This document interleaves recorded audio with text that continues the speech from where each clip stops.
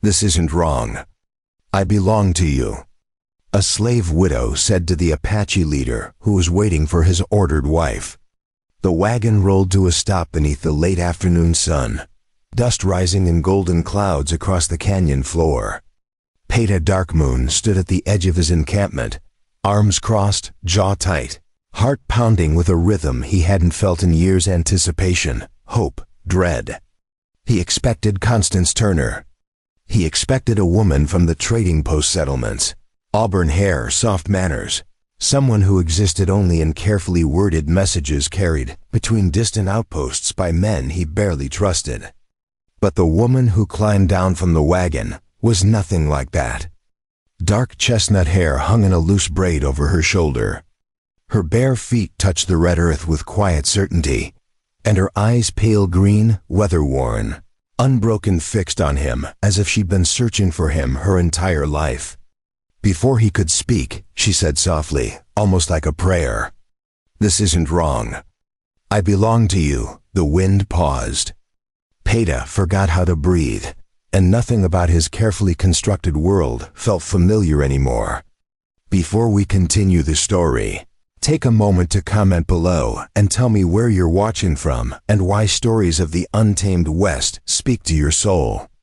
Your thoughts help this tale reach the hearts that truly understand its rhythm. The land surrounding the canyon encampment breathed with the kind of stillness only high desert country could hold. Dawn pulled itself over the red cliffs in slow strokes of amber and rose, brushing over the juniper trees, the scattered wickiups, and the thin stream that carved its way through ancient stone. The air carried the scent of pinyon smoke and last night's rain, the kind that slipped under a man's skin and reminded him he was small compared to the vastness around him. Peta stepped out into the early light, moccasins sinking softly into earth, packed by generations of his people's footsteps. He lived as a leader among his band, but leadership had brought him more silence than companionship. 7 years of guiding his people through treaties that felt like betrayals. 7 years of learning to be strong when exhaustion clawed at his bones. 7 years of sleeping alone in a lodge that felt too large for one man's dreams. The stars above had become his only confidants, silent witnesses to prayers he whispered into darkness, hoping someone somewhere might understand the weight crushing his chest. Something in him had always chosen duty over desire, even when it carved emptiness into his chest. His father had died defending their people from soldiers who saw Apache lives as worth less than cattle. His mother had followed 2 winters later, grief stealing her breath one cold morning when even the fire couldn't warm her bones. Peta had been 20 summers old, thrust into leadership before he understood what it meant to bear the hopes and fears of an entire community. Now at 27, he carried scars that didn't show on skin, but lived in the way he held himself straight-backed. Steady, always watching the horizon for the next threat that might destroy everything he protected. The responsibility weighed on him in ways he couldn't explain to those who looked to him for guidance. Every decision about where to hunt, which water sources were safe, how to negotiate with the fort commanders who saw his people as obstacles rather than human beings, all of it rested on shoulders that sometimes trembled beneath the burden. He had watched other leaders break under such pressure, watched them turn to whiskey or violence or despair. Peta had chosen a different path. He had chosen to reach out across the divide between worlds, to seek partnership with someone who might understand what it meant to build a life from broken pieces. The letters he'd exchanged with Constance Turner had given him something he hadn't felt in years: hope. Hope that loneliness didn't have to be his only companion. Hope that someone might see past his title to the man beneath who just wanted to share his life with another soul. Inside the small guest wickiup, Marie LaVale was awake even before the sun settled fully across the canyon. She sat on the edge of the woven mat, fingers trembling as she touched the simple blanket someone had left for her. Her features, soft at the cheeks, hardened at the eyes, held a beauty shaped by suffering rather than privilege. She was neither tall nor fragile, but there was a wariness in the way she moved that made her seem like a wild creature testing whether the ground beneath her would hold or give way. Her hands bore the unmistakable marks of bondage. Scars from rope, burns around her wrists, calluses from years of labor that had stolen her youth, faint marks on her forearms from punishments she would never speak of aloud. A deeper scar, barely visible beneath the collar of her worn dress, marked where her master's wife had pressed a hot iron to her skin as punishment for catching her husband's wandering eye. As if being used was somehow Morella's choice. As if she had any choice at all. She studied the space as if memorizing a place she had not yet decided was real. A clay water vessel in the corner, a bundle of dried sage hanging from the frame. Everything simple, intentional, nothing like the cramped slave quarters where hope went to die. The wickiup smelled of cedar and earth, clean smells, honest smells, so different from the stench of fear and unwashed bodies she'd grown accustomed to in the places where enslaved people were kept like livestock. Here the air felt breathable, as if she might fill her lungs without tasting despair. Here, the silence felt different. Less suffocating. Less cruel, but silence had deceived her before. Morella had learned not to trust kindness. Every gentle word in her past had eventually revealed teeth. Every promise of better treatment had dissolved into the same cruelty, just wearing a different mask. Her last master had been the worst, a man who smiled at guests while his wife looked the other way as he used Morella however he pleased. The scars on her body told only part of that story. The scars on her soul ran deeper than any whip could reach. When her master's wagon had overturned during a storm 3 weeks ago, when he had died cursing her name with his last breath, she had run. She had run until her feet bled, until hunger made her dizzy, until she stumbled into a trading post where a woman named Constance Turner had hidden her in a root cellar and whispered a name. Peta Darkmoon. A good man, Constance had said. A man who keeps his word. Constance had been running too, from a father who beat her when she refused the suitors he chose. Men who saw women as property to be owned and controlled.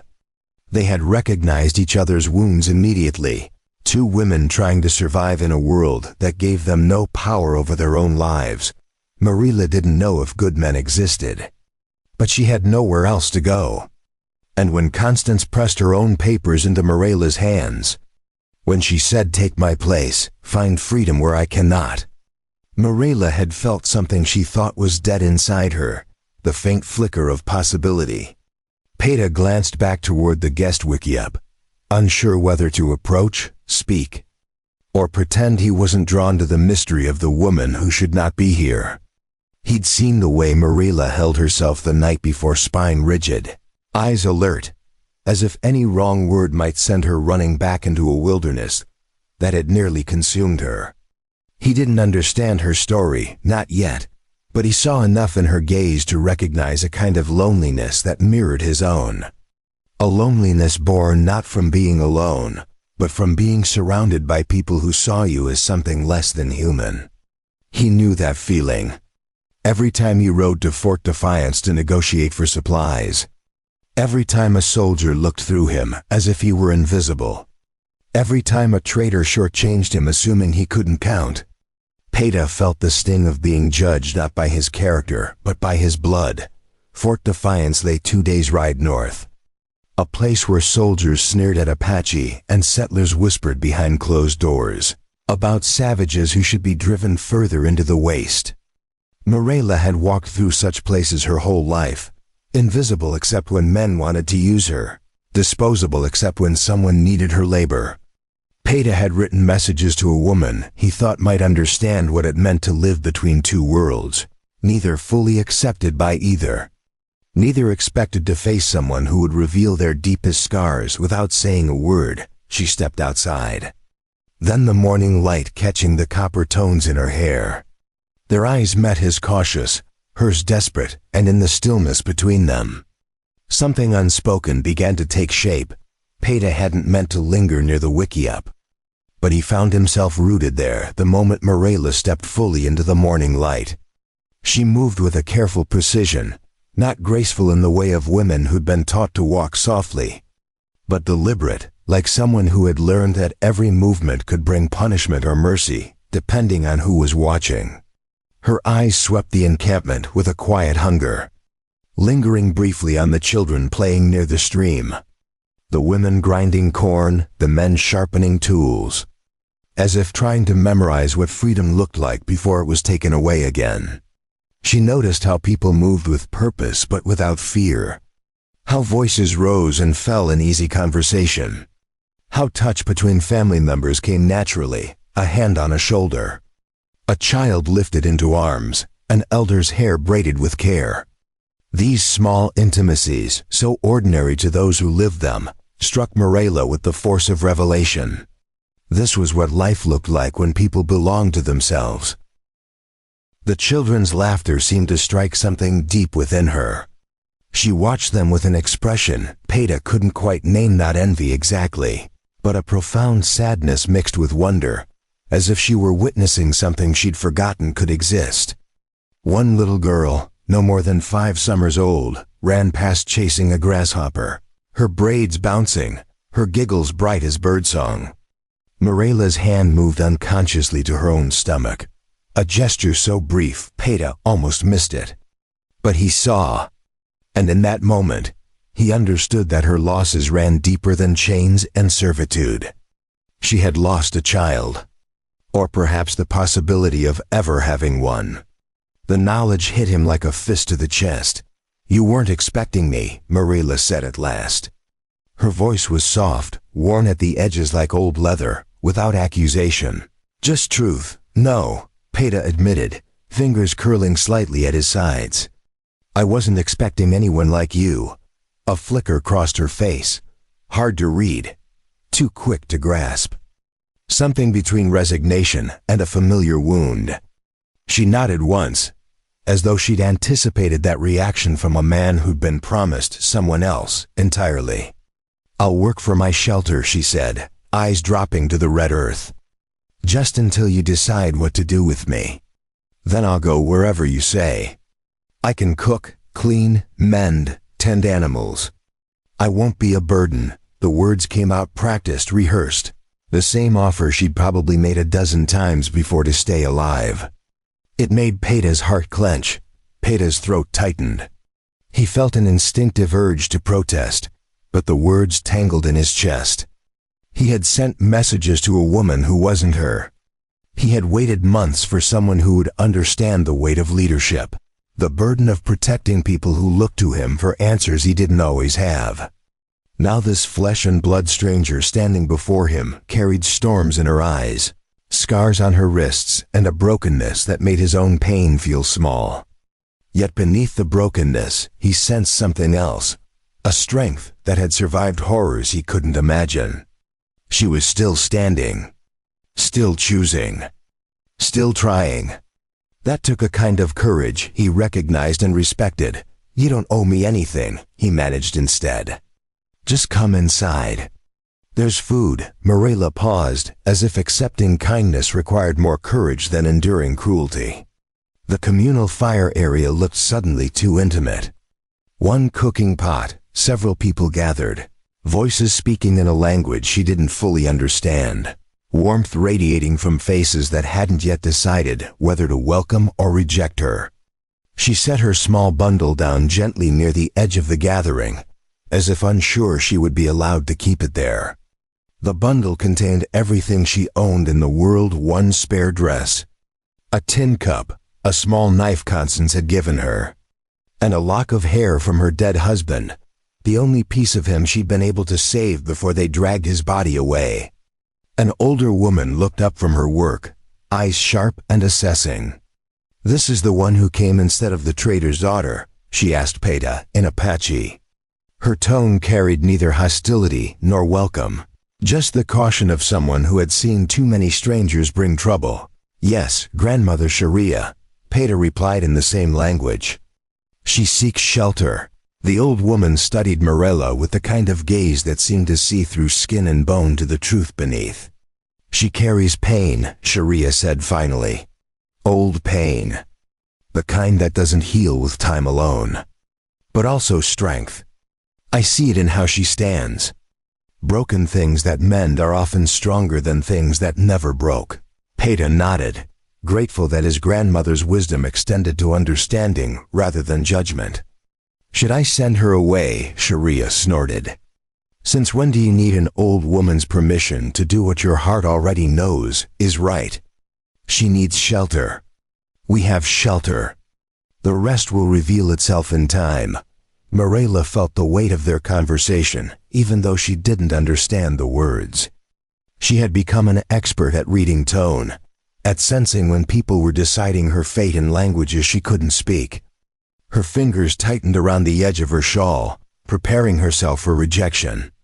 She'd learned to recognize that particular shift in body language. That moment when people decided she was too much trouble. Too damaged, too dangerous to keep around. But then the old woman gestured to a place near the fire and said in halting English, "Sit, eat. We do not turn away those who need shelter. And you look like you need it more than most." Something in Morella's chest cracked open. Just a hairline fracture, but enough to let in a sliver of light she hadn't felt in years. "Thank you," she whispered, voice breaking slightly. Peter busied himself with preparing a bowl of cornmeal mush, though his hands moved with unusual care, conscious of her watching. He added a bit of honey, something he rarely did, wanting her first real meal here to carry some sweetness. The faint scent of mesquite smoke filled the air. Morella observed him with a guarded stillness, her gaze not confrontational, just watchful, as if she were calculating how long his kindness would last before the inevitable rejection came. She'd learned that kindness often came with prices too high to pay. He handed her the bowl, their fingers brushing briefly in the exchange. The contact was fleeting, accidental, but it sent a jolt through both of them. Morella pulled back slightly, as if touch itself had become dangerous in her world. Peter noticed and felt a pang of something he couldn't name, anger at whoever had taught her to fear simple human contact. Sorrow that the world had been so cruel to her that even gentleness felt like a threat. "Why did you come here?" he asked finally. Unable to bear the silence, she looked up then, eyes meeting his. There was depth in them, pale green like desert sage after rain, but shadowed by a loneliness that mirrored his own. "There was nowhere else left," she answered. "And your name reached me when I needed it most," Peter blinked. "My name," she nodded, setting down her bowl carefully. "Constance spoke of you often. She said you were different from other men. That you asked about her thoughts, not just her appearance. That you wrote about building something together, not about owning someone. She said if anything happened to her, if she couldn't come, I should come in her place. Because you deserve to know someone was thinking of you, even if it wasn't the person you expected." The explanation hit Peter harder than he anticipated. "So Constance sent you. She helped me escape," Morella clarified. "And when she learned I had nowhere to go, she gave me her letters, her traveling papers, everything I needed to make the journey here. She said you were a man who might understand what it means to be caught between worlds." Peter absorbed this, mind working through the implications. "Where is Constance now? Safe?" Morella answered with genuine relief in her voice. "She found family willing to take her in, far from her father's reach. She wanted me to tell you she's sorry for the deception, but she hopes you'll understand why it had to be this way." "I understand," Peter said quietly. "And I'm glad she's safe." They sat in silence for a moment, the weight of unspoken truths settling between them. Morella picked up her bowl again, eating slowly, savoring each bite as if she couldn't quite believe the food was real and wouldn't be snatched away. Peter watched her covertly, noting the way she held herself even while eating back straight, eyes alert, ready to flee at the first sign of danger. She'd been living on survival instincts for so long she didn't know how to do anything else. "You're not what I sent messages to," Peter said finally, voice low. "But maybe that doesn't matter as much as I thought it did." Morella met his gaze, surprise flickering in her eyes. "What do you mean?" "I mean I was writing to someone I'd never met, creating an image of who I thought she might be. But you're real. You're here." And maybe that's more honest than letters could ever be. The words hung between them, heavy with possibility. Mirela felt something loosen in her chest, some tight knot of fear beginning to unravel. She didn't trust it yet. Couldn't afford to. But it was there nonetheless. A child's laughter came from somewhere near the stream. Mirela's eyes flicked toward the sound and returned to him with a question she didn't quite know how to ask. "You lead these people, yes," he said. "For better or worse. It's not a role I chose, but one I inherited when my father died." She absorbed that. And something in her posture shifted, just a breath. Just enough for him to sense that she understood the weight of responsibility thrust upon someone too young to carry it. She had carried her own version of it, though hers had been chains instead of choice. Terror instead of honor. Peta wished he knew what to say next. How to bridge the distance without stumbling over his own uncertainty. But Mirela rose from her place before he could try, setting her empty bowl down with care. "Show me the camp," she said. "So I know the place I'm borrowing time from." "It's not borrowed," he wanted to say. "You can stay as long as you need." But the words felt too large, too soon, so he simply nodded and stood. When they stepped away from the fire, their shadows fell beside each other across the red earth. Two silhouettes unfamiliar with sharing space, but unable to walk away. Far ahead, the narrow path wound between two cliffs toward the water source that sustained the encampment. Mirela's gaze lingered on it longer than she meant to, something in her expression tightening with old fear. Peta noticed, but didn't ask. "Some stories didn't want daylight yet. Come," he said softly. "There are things you should see." They walked side by side, the earth crunching softly underfoot. Their silence no longer sharp, but cautious. Like two wounded animals circling the edges of a trust they weren't ready to name yet, but couldn't turn away from. The morning settled warm across the canyon as Peta led Mirela past the wickiups, the drying racks heavy with deer meat, and toward the places where the canyon narrowed into stone corridors carved by ancient waters. They walked without touching, without speaking for long stretches. Yet the silence between them now felt different from the night before. Not a wall, but a space where understanding might one day grow roots. Mirela listened to the land as much as she looked at it. The whisper of wind through juniper branches, the distant cry of a hawk circling overhead, the soft murmur of water finding its path through stone.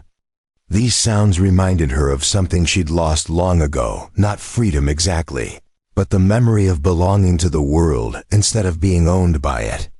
She had forgotten what it felt like to walk without purpose, except to simply be present.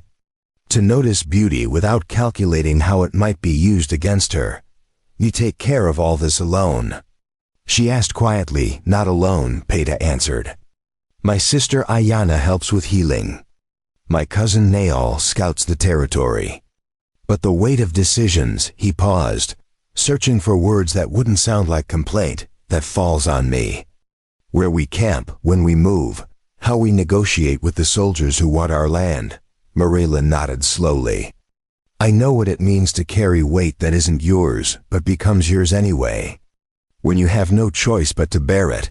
He glanced at her, surprised by the understanding in her voice. "How long were you?" He hesitated, uncertain how to ask without causing pain. "Enslaved," she finished for him, voice steady despite the tremor beneath it. 12 years. Since I was 14. My husband was killed trying to protect me when the raiders came. They took me instead. Said I'd fetch a good price at auction." The words hung in the air between them, heavy as stone. Peta felt anger rise in his chest, not at her, but at a world that allowed such cruelty to exist unchallenged. At men who saw human beings as commodities to be bought and sold. At a system that ground people into dust and called it civilization. "I'm sorry," he said, knowing the words were inadequate. Knowing nothing he could say would undo what had been done to her. "Don't be," she replied, lifting her chin slightly. "Sorrow changes nothing. Only action does." Only choosing different, being different, that matters. They reached the narrow passage between cliffs. The path was barely wide enough for two people to walk side by side, and the walls rose high enough to cast deep shadows even at midday. A thin stream of water trickled through the center, forming small pools where desert creatures came to drink. The air felt cooler here, almost sacred, as if this place held memories older than human suffering. Morela's breath caught. Something about the enclosed space triggered a memory she'd tried to bury. The cramped root cellar where her master had locked her during punishments. The darkness pressing in from all sides. The suffocating sense of being trapped with no escape, no air, no hope. Her pulse quickened. Her palms grew damp. Peita noticed immediately. "We don't have to go through," he offered, voice gentle, no judgment in his tone. "There are other paths." "No," she said, jaw tightening with determination. "I do. I can't keep running from spaces that frighten me. If I do, I'll never stop running." He didn't understand the full depth of her fear. But he didn't press. Instead, he moved ahead, testing the path, checking for loose stones, making sure the way was safe. "Watch your step," he told her. "The rocks can be slippery where the water flows." She nodded, inhaled once deeply, and followed. The walls seemed to close in around her. Her breathing became shallow. The sound of water echoed off stone, distorting into something that sounded like voices, cruel voices, voices that told her she was nothing, worth nothing, would always be nothing. Her master's voice. His wife's cold laughter. The auctioneer calling out her value like she was livestock. Halfway through, her foot slipped on wet stone. Her knee buckled and instinctively she reached for the wall, fingers scraping against rough sandstone. A sharp pain shot through her palm where the rock cut skin. The sting brought her back to another time, another pain. Hands tied so tight the rope burned through to bone. "Morela." Peita's voice cut through the rising panic like a blade through fog. He moved before thought could stop him, closing the distance with a speed that surprised them both. His hand wrapped around her arm, firm but not forceful, anchoring her when the world seemed to tilt beneath her feet. "Don't look at the walls," he murmured, breath close to her ear, steady and warm. "Just look at me. Focus on my voice. You're not trapped. You're not alone. I'm right here." Morela forced her gaze upward. His eyes, dark brown, steady despite the concern etched in the lines around them, held her like a lifeline. Something in her chest loosened, though her pulse still hammered painfully against her ribs. She focused on his face, the slight scar above his left eyebrow. The way his jaw was set with determination. The absolute certainty in his expression that said he would not let her fall. "I'm fine," she whispered, though her voice shook. Though they both knew it was a lie. "You will be," he corrected gently, not releasing her until he was certain she had her balance. "But you're not alone here." Not anymore. They moved together. Inch by inch. He guided her steps, shifting his weight to steady hers, keeping himself between her and the narrow walls that seemed to press judgment into her skin. Morela focused on his voice, on the warmth of his hand around her arm, on the truth in his tone that contradicted the fear clawing at her throat. She counted his breaths, matched her own to his rhythm. Let him lead her through the darkness that lived as much in her mind as in the physical space around them. When they emerged into open sunlight on the other side, Morela's knees trembled with relief and exhaustion. Peita kept hold of her until she found her footing. Only then did he release her, though his hand lingered a heartbeat longer than necessary, as if his body was reluctant to break the connection. "You saved me," she said, the words coming out raw, unguarded. "You weren't falling," he replied, uncomfortable with the weight she placed on the moment, with being seen as a savior when he felt so uncertain himself. "You just needed someone to steady you." "No," she said quietly, eyes meeting his with an intensity that made him look away first. "You saved me. Not just now. But when you didn't turn me away last night, when you offered food without asking what I could give in return, when you looked at me like I was a person, not property, that saved me more than you know." There was a depth beneath her words he was only beginning to understand. Something older than this morning, older than this canyon, something born from years of having no one stand between her and harm, of being used and discarded and told her worth was measured only in what she could provide to others. They stayed by the stream for a while, letting the warmth of the sun sink into their bones. Before we jump back in, tell us where you're tuning in from, and if this story touches you, make sure you're subscribed, because tomorrow I've saved something extra special for you. Letting their heartbeats slow to normal rhythms, Peta crouched by the water's edge and cupped his hands, offering her a drink. Marilla knelt beside him, their shoulders nearly touching, and drank from his palms. The gesture felt intimate in a way neither acknowledged aloud.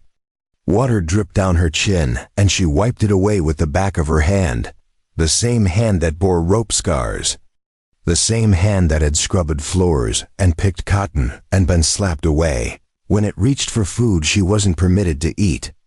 "You're different from the men I've known," she said after a long silence, watching the way sunlight played across the water's surface. "How so?" he asked, genuinely curious, wanting to understand how she saw him. "You don't look at me like I'm something broken that needs fixing, or something whole that needs breaking. You just look at me like I'm a person you're trying to understand." He didn't answer right away.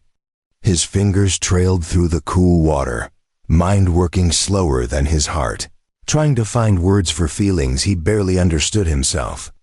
"I look at you," he said finally, "like someone I want to know. Not own, not fix, not change. Just know. As you are." The wind carried her breath away in a shiver.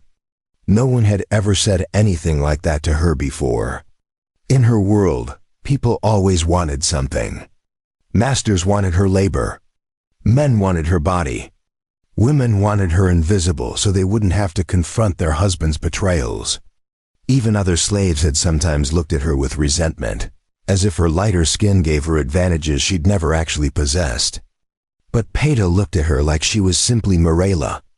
Not a category. Not a use. Just herself.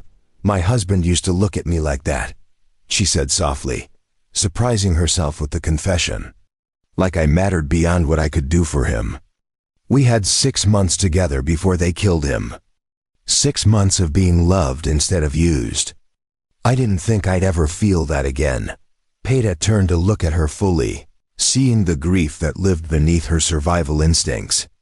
"What was his name, Thomas?" she answered, and saying it aloud after so many years of silence made her eyes burn with unshed tears. "Thomas Kane. He was a freedman, worked as a blacksmith. We were going to buy land, build a life. Then the raiders came and everything ended. I'm sorry you lost him," Peta said with genuine sorrow.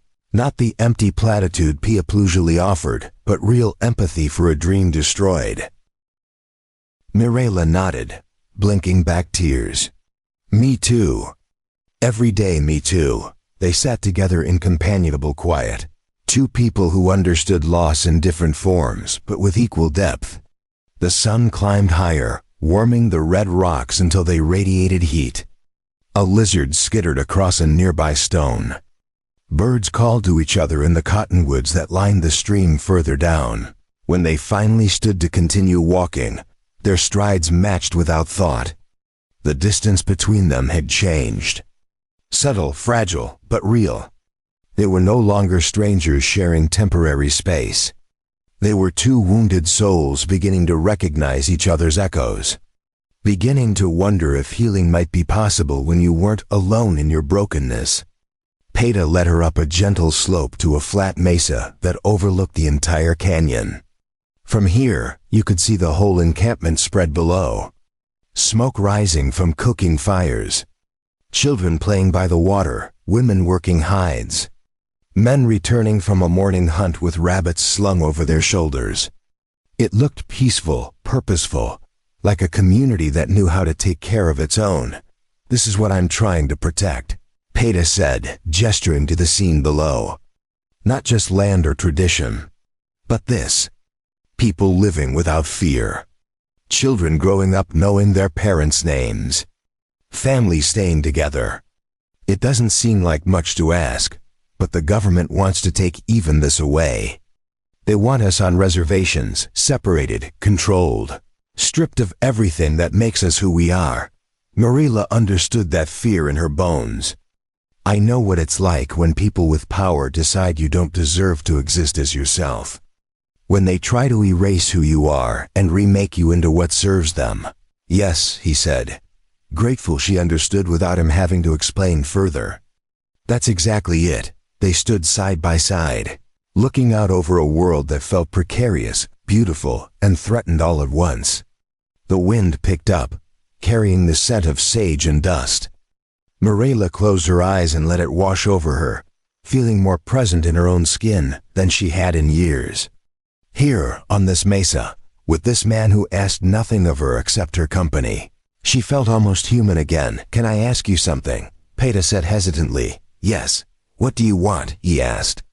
Not what you think I want to hear, or what you think you should say, but what do you actually want for yourself? The question hit Marilla like a physical blow. No one had asked her that in 12 years. Wants were luxuries slaves couldn't afford. Survival was the only goal that mattered. She stood silent for a long moment, genuinely unsure how to answer. I don't know, she finally admitted, voice small. I've spent so long just trying to survive the next hour, the next day.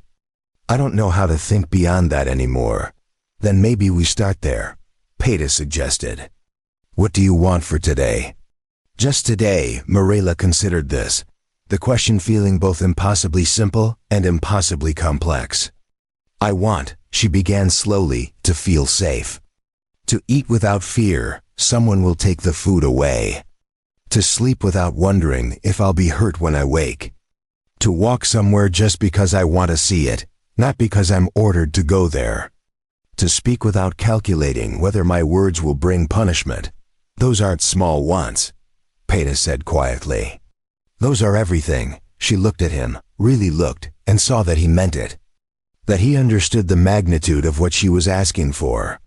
Freedom wasn't just the absence of chains. It was the presence of choice, agency, selfhood. What do you want? She asked. Turning his question back on him, he smiled slightly, the first real smile she'd seen from him. I want to not be alone in trying to hold everything together. I want someone to talk to about the things that keep me awake at night. I want to share this view with someone who sees what I see and feels what I feel. I want, he paused, meeting her eyes directly, to stop pretending I don't need anyone. The honesty between them felt dangerous, exhilarating. Like standing at the edge of a cliff and choosing to lean forward instead of back. Neither of them was ready to name what was growing between them. But they both felt it, this pull, this recognition. This sense that maybe two broken people could build something whole if they were careful and brave and honest. We should head back, Peta said finally, though he made no move to leave. Before people start wondering where we went, let them wonder, Marilla said, surprising herself with the boldness.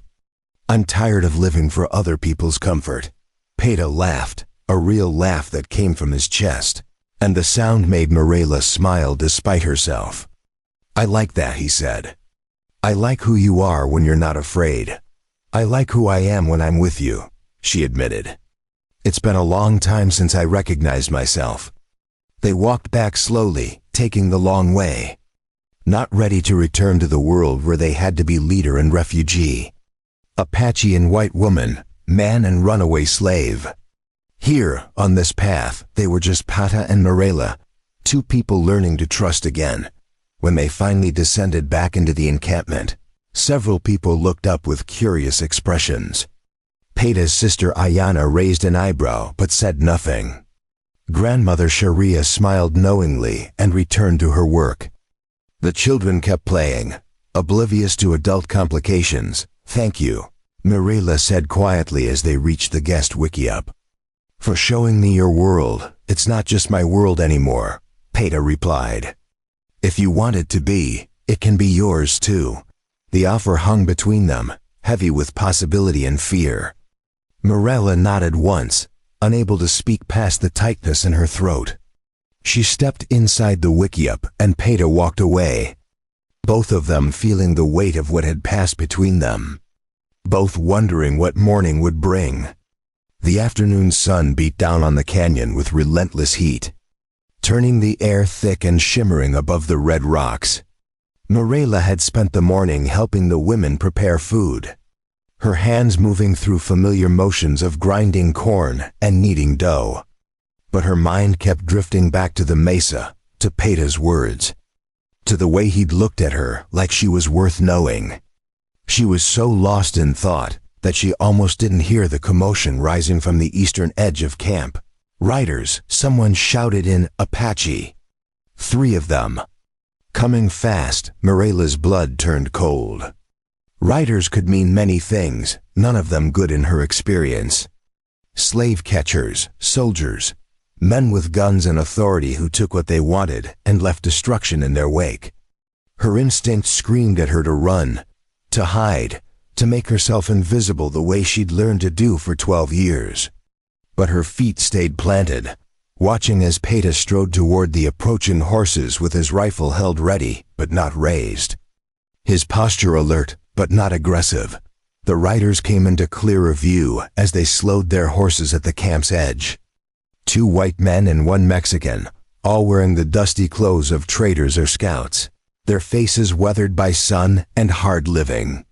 The lead rider, a thick-bodied man with a gray beard, held up one hand in a gesture of peace, but his eyes scanned the camp with the calculating look of someone assessing value and weakness. "We mean no harm," the bearded man called out in rough English. "Just passing through, need water for our horses, and maybe trade for some supplies." Peta approached cautiously, his cousin Niall flanking him on one side, another warrior named Takala on the other. "State your business clearly," Peta said, voice carrying authority that belied his years. "And keep your hands where I can see them." The bearded man dismounted slowly, his companions following suit. "Name's Garrett Moss," he said. "These are my associates, Juan Delgado and Pete Archer. We're heading north to the mining camps, trading goods along the way. Heard your people were fair dealers."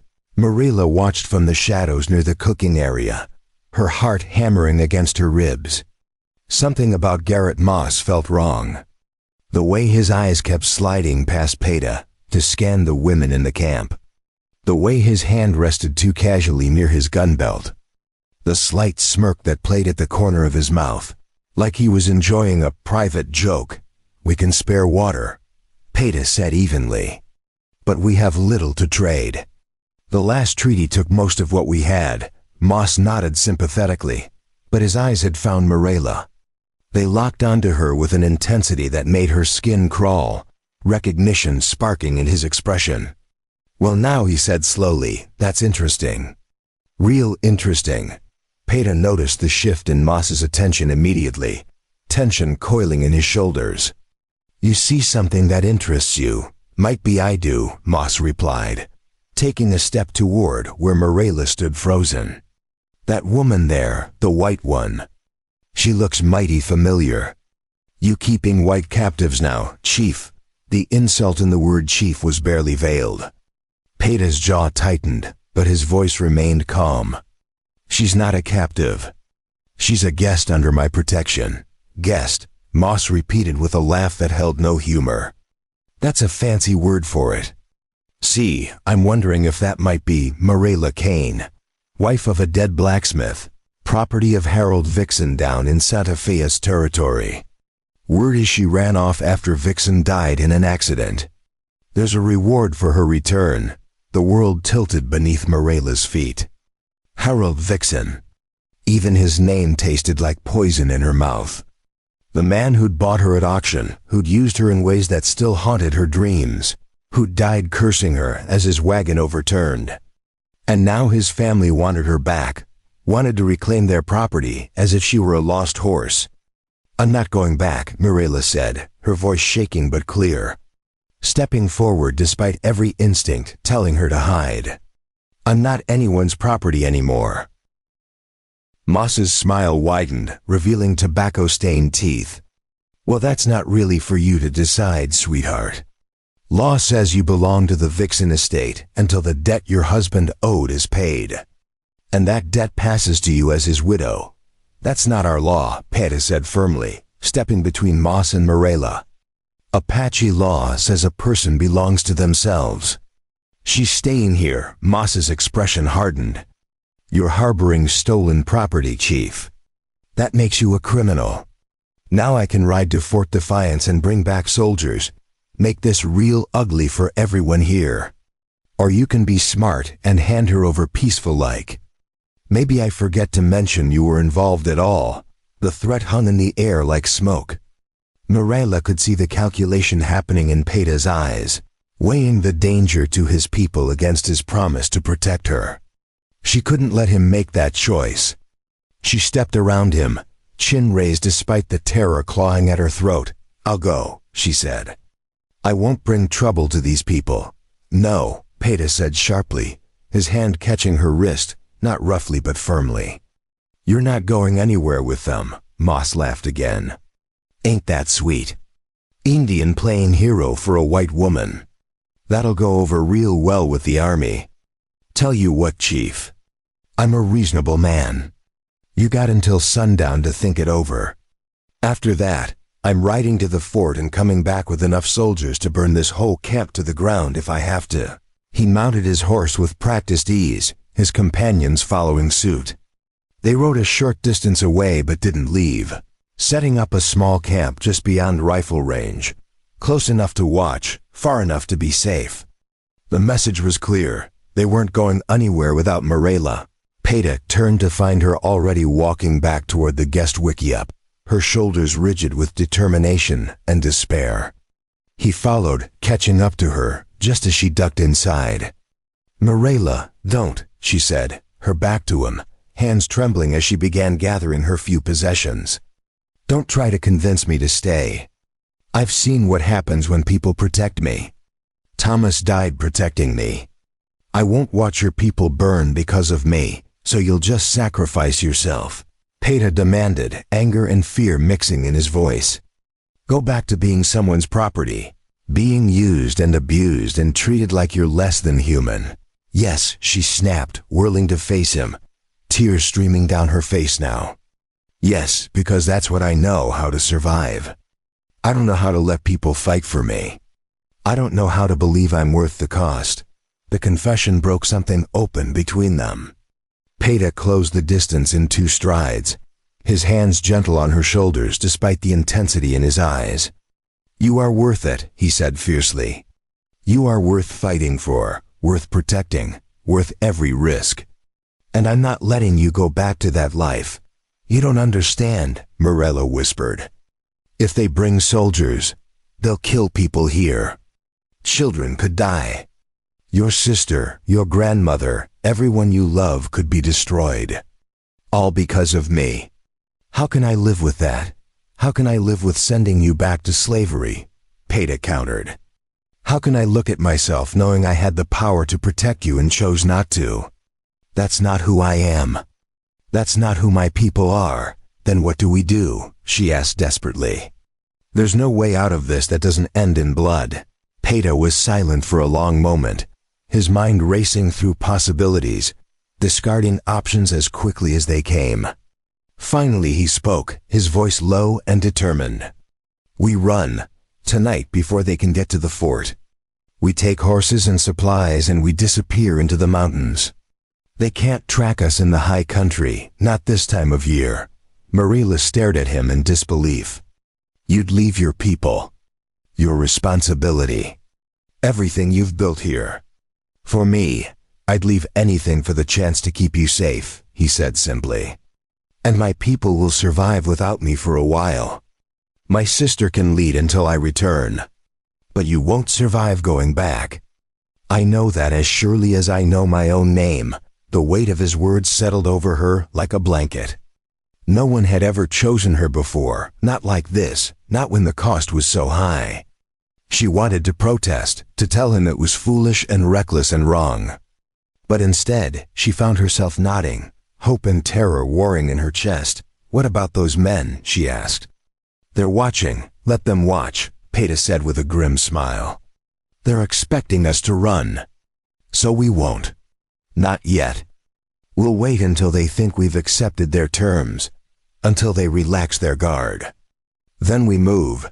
He called a council of the camp's elders and warriors, explaining the situation in rapid Apache while Mirela waited anxiously. She couldn't understand most of the words, but she caught the tone: argument, concern, but also determination. Several voices rose in anger, whether at the situation or at Peta's plan, she couldn't tell.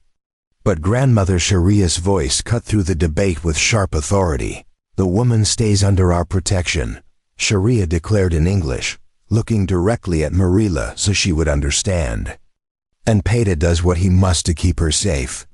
That is the end of discussion. The other elders grumbled, but eventually nodded agreement. Ayana approached Mirela after the council dispersed, her expression unreadable. "My brother is risking everything for you," she said quietly. "I hope you understand what that means." "I do," Mirela replied, meeting the other woman's eyes steadily. "And I never asked for it. But I won't waste his sacrifice." Ayana studied her for another moment, then nodded once. "Good. Because if you break his heart after all this, I'll hunt you down myself." Despite everything, Mirela almost smiled. "I believe you." As evening fell, the camp maintained its normal routines, giving no indication that anything was amiss. Women prepared food, children played, men sat around fires discussing the day's events. But beneath the surface, preparations were underway. Horses were quietly readied, supplies packed, weapons checked. Peta moved through it all with calm efficiency. But Mirela could see the tension in the set of his shoulders. The way his eyes kept returning to where Moss and his men sat around their own fire, drinking and laughing. "They think they've already won," Neil muttered, crouching beside Peta as they checked the saddles on two strong horses. "Arrogant fools. Their arrogance works in our favor," Peta replied. "They'll expect us to wait until morning, try to negotiate. They won't expect us to move in the middle of the night. And if they catch us, they won't," Peta said with more confidence than he felt. "We know this land better than they do. We'll have hours of head start before they even realize we're gone." As full dark settled over the canyon, Mirela found herself unable to eat, unable to sit still, unable to do anything but wait for the moment when everything would change again. Peta came to her as the moon rose, his face barely visible in the darkness. "It's time," he said softly. "Are you ready?" "No," she admitted honestly. "But I'm going anyway." He smiled at that, reaching for her hand. She took it without hesitation, feeling the calluses on his palm, the strength in his fingers, the steady warmth that had become her anchor in just 2 short days. Together they moved through the sleeping camp like ghosts, leading the horses by hand until they were well beyond the firelight. Behind them, Moss and his men snored around their dying fire, confident in their power, secure in their assumption that morning would bring their victory. They didn't see two figures slip into the night. They didn't hear the soft sound of hooves on stone as the horses began to climb toward the high country. They didn't know that their prey was already gone. Mirela looked back once at the camp that had briefly felt like home, at the people who'd shown her more kindness in 2 days than she'd known in 12 years. Then she turned her face forward, toward the dark mountains ahead, toward an uncertain future, toward whatever came next. Peta rode beside her, his presence solid and reassuring. A promise that she wouldn't face the darkness alone anymore. The night swallowed them whole, and behind them, the last embers of the campfires flickered and died, leaving only stars to witness their escape. The mountains rose before them like ancient sentinels, their peaks touched with the first pale light of dawn. Peta and Mirela had ridden through the night, pushing their horses as hard as they dared across terrain that shifted from desert floor to rocky inclines, from open meadows to dense pine forests that swallowed sound and concealed their passage. Behind them, somewhere in the vastness they'd crossed, Garrett Moss and his men would have discovered their absence by now. The thought sent a chill down Mariela's spine despite the sweat dampening her clothes. "We need to rest the horses," Peta said, his voice rough from hours of silence. "There's a place ahead, hidden valley with water and grass. We can stay a few hours, let them recover." Mariela nodded, too exhausted to speak.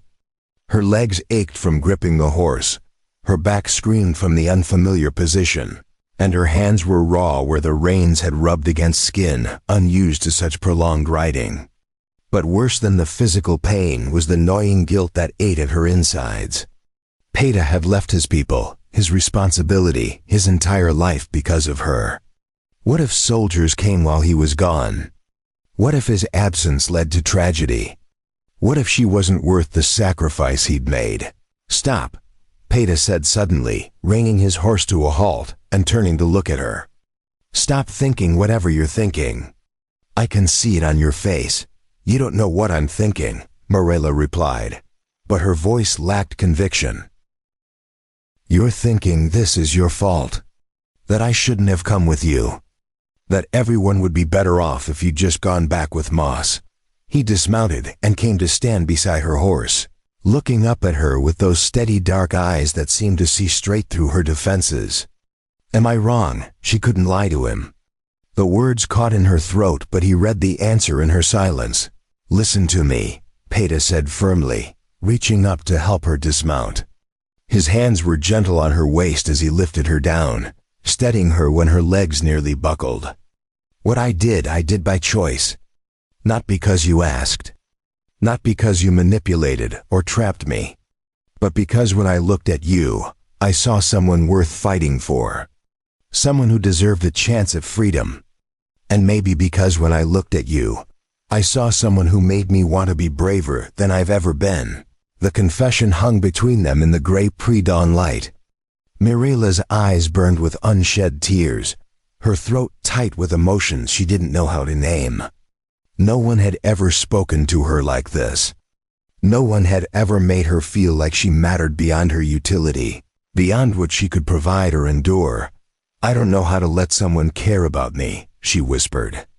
"Everyone who ever cared ended up hurt or dead because of me. That wasn't because of you," Peta said, his hand still on her waist, grounding her. "That was because of evil men who chose cruelty. You didn't kill your husband. Raiders did. You didn't enslave yourself. Others did. You're not responsible for the sins committed against you. But people pay the price for being near me. Then let me choose to pay it," he said simply. "Let me decide what risks I'm willing to take. You spent 12 years having every choice stolen from you. Don't steal mine now." The logic of it hit her like cold water. She had spent so long being powerless that she'd started trying to control the only thing she could, pushing people away before they could be hurt. But in doing so, she was taking away their agency the same way hers had been taken. The realization made her sag against him, forehead resting against his chest. "I'm sorry," she murmured. "I don't know how to do this. How to be free. How to let people choose me. We'll figure it out together," he replied, one hand coming up to rest gently on her back. "But right now, we need to rest. Come." He led the horses into a narrow gap between two cliff faces that opened into a small valley, lush with grass and centered around a clear spring that bubbled up from between rocks. The space was perhaps 100 yards across, surrounded on all sides by steep walls that would make it nearly impossible for anyone to approach without being seen. A few scraggly pines provided some shade, and the morning sun hadn't yet penetrated the depths to turn the valley into an oven. "How did you know about this place?" Mariela asked as Peta unsaddled the horses and let them drink. "My father brought me here when I was young," he said, his voice softening at the memory. "Said every warrior needed a secret place, somewhere to go when the world got too heavy. I haven't been back since he died. Why now? Because I needed somewhere safe to bring you. And because maybe it was time to stop avoiding places that hurt to remember.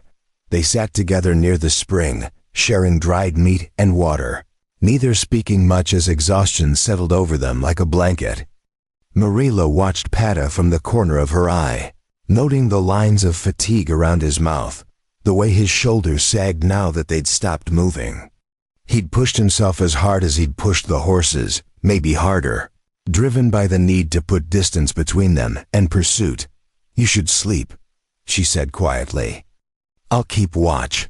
He started to protest, but she cut him off. You've been awake longer than me, and you know this territory. Preparing and narrating this story took us a lot of time, so if you are enjoying it, subscribe to our channel. It means a lot to us now. Back to the story. If something goes wrong, I'll need you rested and sharp. Please. Let me do this one thing. The please got him. He nodded reluctantly and stretched out on the grass, using his saddle as a pillow.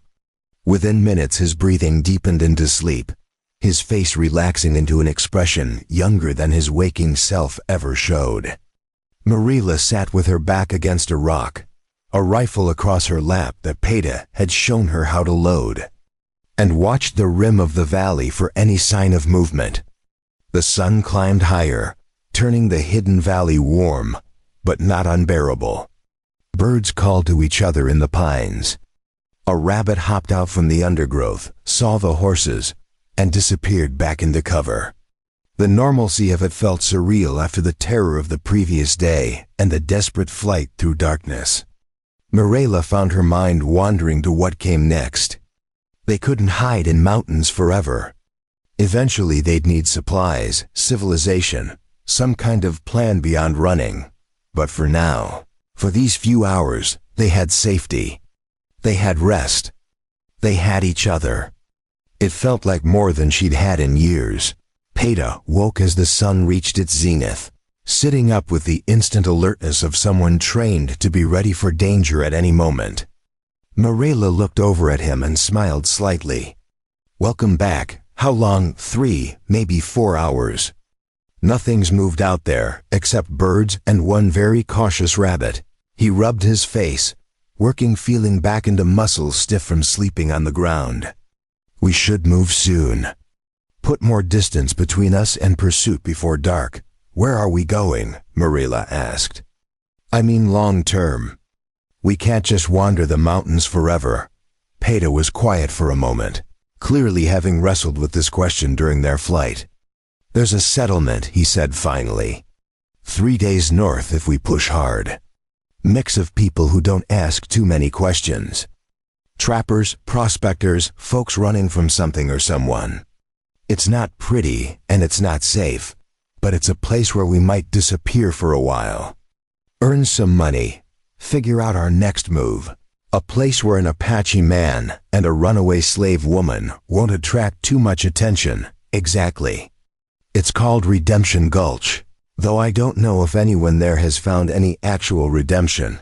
Marilla almost laughed at the grim irony of the name. Sounds perfect.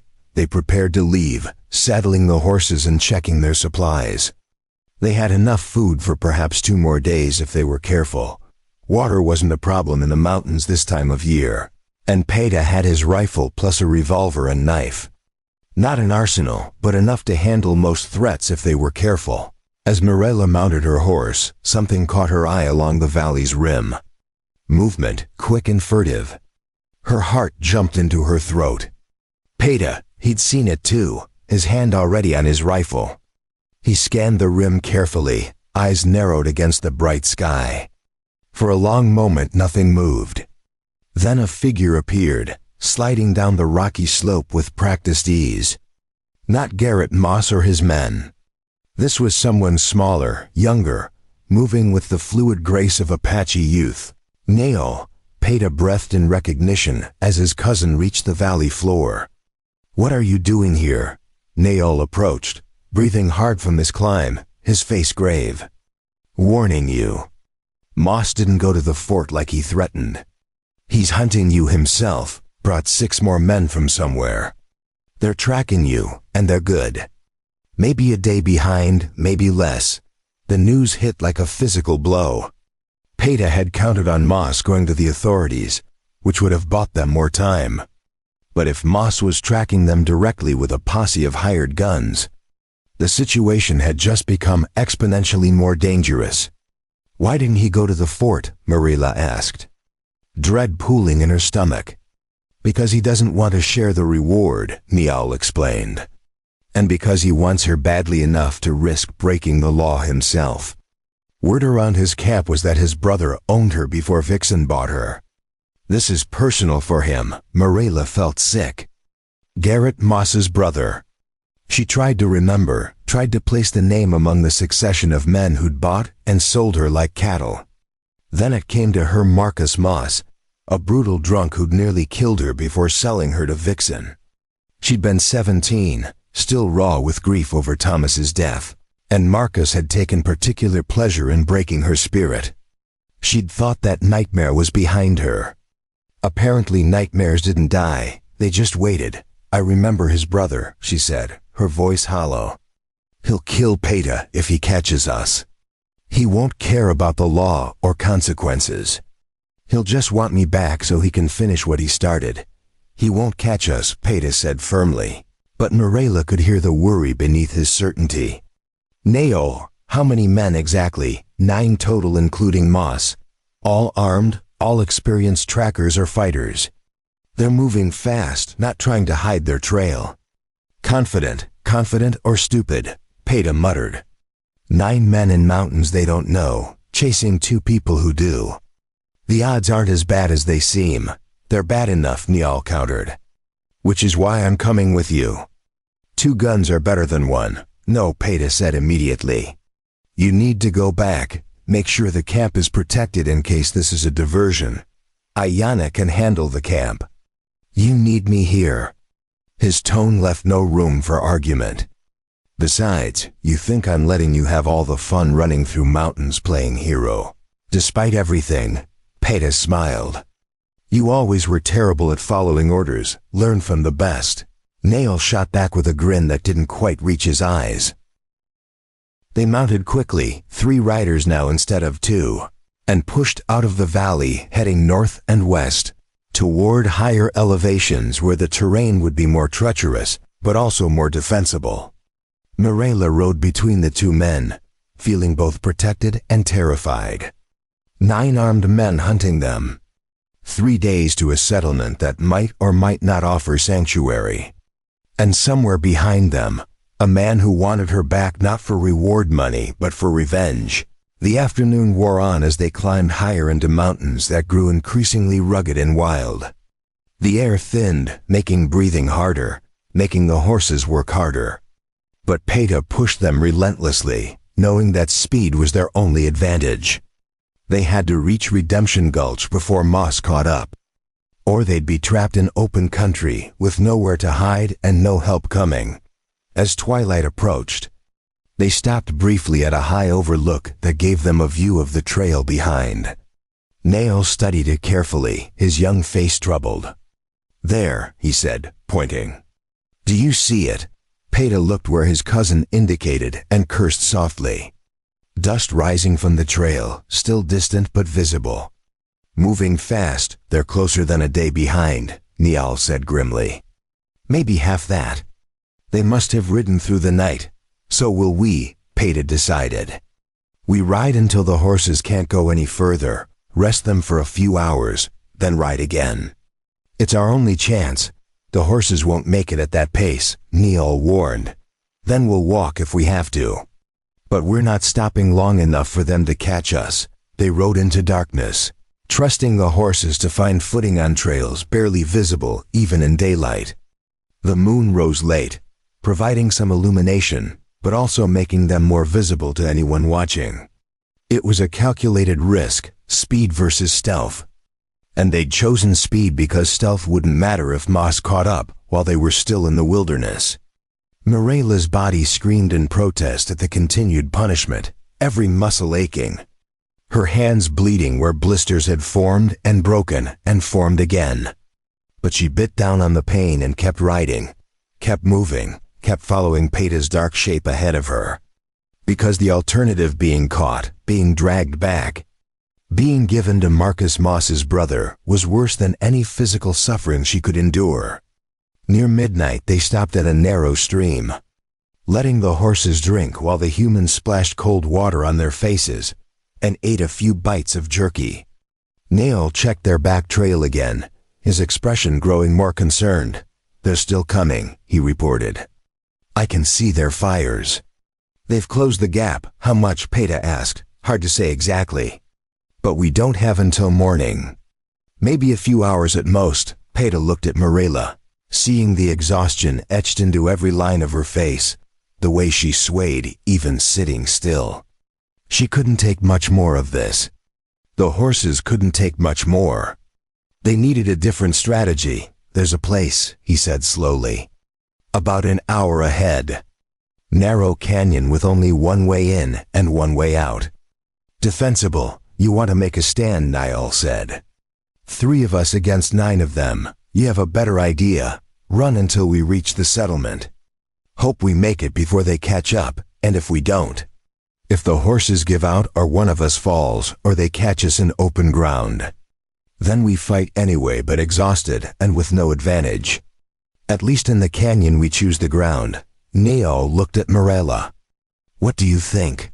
She met his eyes, seeing the doubt there, the fear he was trying to hide. "I think," she said carefully, "that I'm tired of running. I've been running for 12 years in one way or another. Maybe it's time to stand." Peta reached over and squeezed her hand. "Then we stand together." They rode on, pushing tired horses toward a confrontation none of them wanted, but all of them knew was coming. Behind them, Garrett Moss and his hunters drew closer with every passing minute, driven by greed and vengeance and the certainty that their prey was tiring. Ahead lay a narrow canyon, a defensible position, and a fight that would determine whether Marilla's desperate bid for freedom ended in liberation or death. The stars wheeled overhead, indifferent to the drama playing out beneath them, ancient and cold and beautiful. And 3 riders pushed forward through the darkness, toward whatever dawn would bring. The canyon Peta had described revealed itself in the gray light before dawn, a jagged wound carved through ancient rock by water that no longer flowed. The entrance was perhaps 20 feet wide, narrowing to half that deeper in, with walls that rose sheer and unclimbable on both sides. Boulders littered the canyon floor, remnants of past rockfalls, creating natural cover. It was exactly what Peta had promised, a place where 3 defenders could hold, against superior numbers if they were smart, and if luck favored them even a little. They positioned the exhausted horses at the far end of the canyon where a small seep provided water and a patch of sparse grass. The animals had given everything, their flanks heaving, their legs trembling with fatigue. Whatever happened next, they'd earned their rest. Marilla stroked her horse's neck, whispering thanks to the creature that had carried her toward freedom, wondering if she'd live long enough to ride again. Peta and Neil worked quickly to arrange their defense, stacking rocks to create firing positions, checking sight lines, planning fields of fire. They had 2 rifles and Peta's revolver between them, plus maybe 40 rounds of ammunition total. Not much for a sustained fight, but enough if they made every shot count. The question wasn't whether they could win, the numbers made victory unlikely. The question was whether they could make the cost high enough that Moss would give up and retreat. "You ever killed a man?" Neil asked Marilla as they settled behind their chosen positions. His tone conversational despite the gravity of the question. "No," she admitted. "I've thought about it plenty. Dreamed about it. But I've never actually done it. Might have to today," he said, not unkindly. "Can you do it if you have to?" Marilla thought about Marcus Moss's brother, about the things he'd done to her, the scars he'd left that no one could see. She thought about being dragged back into slavery, about spending whatever years she had left being used and broken until there was nothing left worth saving. She thought about Peta, about what he'd sacrificed for her, about the possibility that he might die defending her freedom, "Yes," she said quietly. "I can do it?" "Good," Niall replied. Because they're here. The sound reached them first, horses moving at a walk, men's voices carrying in the still morning air. Then they appeared at the canyon mouth, 9 riders just as Niall had reported, Garrett Moss at their head, looking confident and angry in equal measure. They stopped just outside the entrance, Moss studying the narrow passage with the wariness of a man who'd lived long enough to recognize a trap. "I know you're in there, Dark Moon," Moss called out, his voice echoing off stone walls. "And I know you got nowhere else to go. So let's talk about this like reasonable men." "There's nothing to talk about," Peita called back from behind his rock barricade. "The woman stays with me. Right away, and no one has to die today." Moss laughed, a harsh sound without humor. "You got some stones, I'll give you that. But you're outnumbered 3 to 1. And you got a white woman to protect, which means you can't just hunker down and wait us out. Eventually you'll have to try to break past us, and when you do, we'll cut you down." Maybe, Peita agreed. "But how many of your men are you willing to lose finding out? This canyon funnels you into a killing ground. We've got high cover and clear fields of fire. First 3 or 4 men through that entrance are going to die. You volunteering to be one of them?" The confidence in Moss's expression flickered. He turned to confer with his men, several of whom were eyeing the canyon entrance with considerably less enthusiasm than they'd shown on the trail. One man, a lean figure with a scarred face, shook his head and spoke too quietly for the words to carry, but the meaning was clear. He wanted no part of a frontal assault on a fortified position. "Tell you what," Moss called out after a moment. "You send out the woman, peaceful-like, and we ride away. You and your Indian friend can go back to your camp, no harm done. Hell, I'll even pay you for your trouble. Say $50 for your inconvenience. She's not for sale." Peita replied flatly. "Not for $50, not for 50,000. Now you've heard my terms. Ride away or come in shooting. But decide quick because my patience is wearing thin." "Your patience," Moss snarled, all pretense of negotiation dropping away. "Boy, I'm going to enjoy watching you die. And when you're bleeding out in the dirt, I'm going to take that woman and teach her what happens to property that runs. Maybe I'll do it right here so you can watch before you bleed out."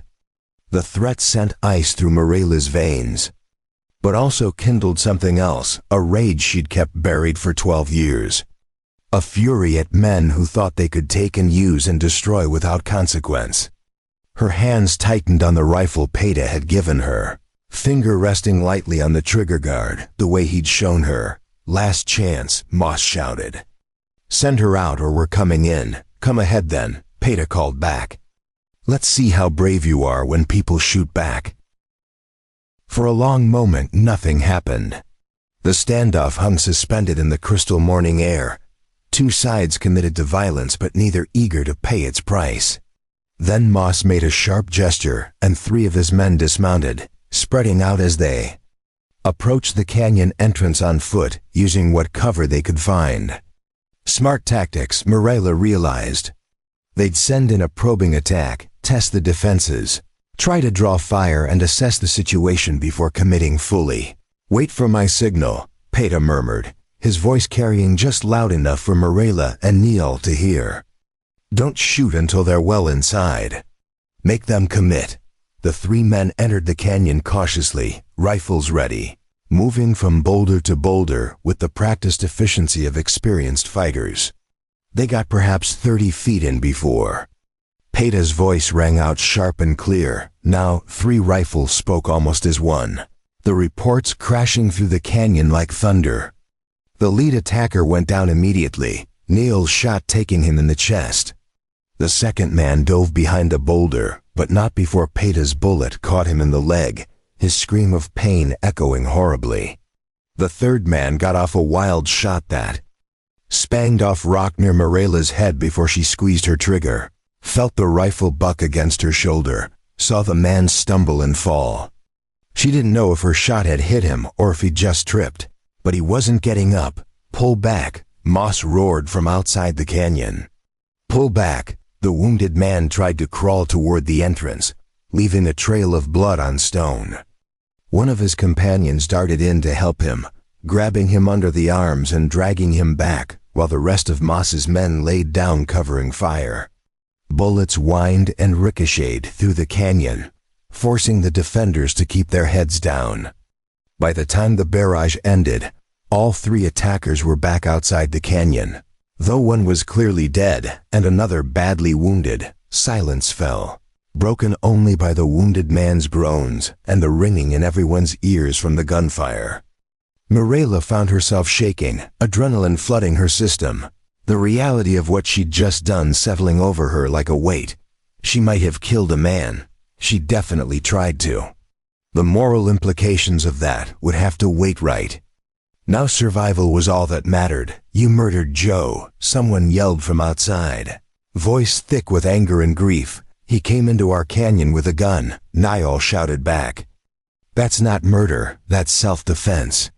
You want to join him, keep coming." More consultation outside, voices rising and falling in argument. Mirela used the lull to reload her rifle with trembling hands, forcing herself to remember the steps Peta had taught her. The defenders had won the first exchange, but they'd used precious ammunition doing it, and Moss still had overwhelming numerical advantage. "This wasn't over. They're going to try to flank us," Peta said quietly, studying the canyon walls. "Send men around to the far end. Catch us in a crossfire." "Can they?" Mirela asked. "Not easily. The walls are sheer most of the way, but there might be places a determined climber could manage. Nail, watch our rear. Anything moves back there, shoot it." The morning dragged on, tension ratcheting higher with each passing minute. Twice more Moss's men attempted to enter the canyon, and twice more they were driven back by accurate fire. But each exchange cost ammunition the defenders couldn't spare, and by midday Peta estimated they had perhaps a dozen rounds left among all three of them. Not enough for another serious assault. Maybe enough to make the next one costly, but not enough to hold indefinitely. "We need to talk options," Peta said during a quiet moment, his face grim. "We're not going to win this by waiting. Eventually, they'll find a way around us or we'll run out of ammunition, and then it's over." "So what do you suggest?" Neil asked. "We wait until dark. Then we try to slip past them, use the darkness to even the odds. They'll be expecting that, probably. But we're out of good choices. It's risk the darkness or wait here to die." Mirela listened to this exchange with growing despair. They were trapped, running out of ammunition and options, all because of her. Because she'd run instead of accepting her fate. Because she dared to want freedom. The guilt threatened to crush her. "Stop it," Peta said, seeing her expression. "I can hear you thinking from here." "This isn't your fault, isn't it?" she replied bitterly. "If I'd just gone with Moss back at the camp, none of this would be happening. You'd be home, your people would be safe, and I'd be the only one suffering. And you'd be a slave again," Peta countered. "Being raped and beaten and worked until you died or went mad. That's not an acceptable outcome, not to me, but dying in a canyon defending me is." "Yes," he said simply, "because I chose it. Because some things are worth dying for. Freedom is one of them. You are one of them." The declaration hit Mirela like a physical blow. She stared at him, this man who'd known her for 3 days, who'd risked everything for her, who spoke of her worth as if it were self-evident when she'd spent 12 years being told she had none. Something broke open in her chest, something that had been locked away so long she'd forgotten it existed. "I don't deserve you," she whispered. "You don't get to decide what you deserve," he replied gently. "None of us do. We just get to decide who we want to be and what we're willing to fight for. I'm fighting for you. Let me do that without carrying guilt you don't owe." Before Mirela could respond, Neil hissed a warning. Movement, back of the canyon. "They got someone on the rim," Peta swore and swung his rifle around. A figure was visible high on the canyon wall, having somehow climbed the sheer rock face to get above them. As they watched, the climber raised his rifle, taking aim at their position. Neil fired first, the shot going wide, but close enough to make the man duck. A second shot came from Peta, this one striking stone near the climber's head, forcing him to scramble for better cover. "How many rounds left?" Peta demanded. "4 in my rifle," Neil reported. "Maybe 2 in my belt, 3 here," Morella said. "5 in mine plus 3 in the revolver," Peta calculated grimly. "Not enough." Not nearly enough. The climber on the rim fired, his bullet striking the boulder, protecting Morella and sending rock chips flying. She fired back, missing but at least keeping him from taking careful aim. The sound of the shot still echoing when more gunfire erupted from the canyon entrance, Moss taking advantage of their distraction to launch another assault. 2 men charged in together this time, firing as they came, bullets hammering the defender's position. Peta and Neil both fired, one man falling, the other making it to cover halfway up the canyon. The climber on the rim fired again, nearly hitting Neil, who threw himself flat. Marilla swung her rifle up and fired at the distant figure, knowing the range was too great, but desperate to suppress his fire. Her rifle clicked empty. She fumbled for more ammunition and found none. "I'm out," she shouted over the chaos. Peta tossed her his revolver. 3 shots, make them count. The battle devolved into desperate chaos. The man who'd made it to mid-canyon was pinned down, but still dangerous. The climber on the rim kept firing, forcing them to stay low, and Moss's remaining men were massing for what looked like a final overwhelming assault. The defenders were almost out of ammunition, exhausted, and about to be overrun. Then a new sound cut through the gunfire, a bugle call, clear and sharp, coming from beyond the canyon entrance.